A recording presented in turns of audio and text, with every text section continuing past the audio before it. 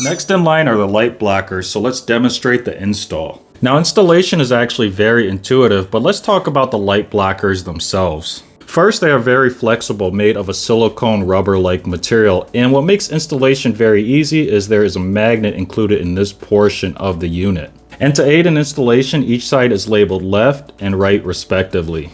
Now, an interesting note, we have these little nibs here that are going to help guide these light blockers onto the frame of the Quest Pro. So simply line right up and drop into place. You might have to move it a little. There we go for the right side. And then we have the left side. Same thing, might have to move a little and it lines up in place. Now these are on here fairly securely. You can see if I try to pull here, I actually moved the whole headset. So they're not gonna come off really easy. So quick note here, again, we have these light blockers installed, they run along the side, and we're looking at the Meta Quest Pro from underneath, which is important because I want to demonstrate that we still have this area left exposed, which means that light is going to come from underneath.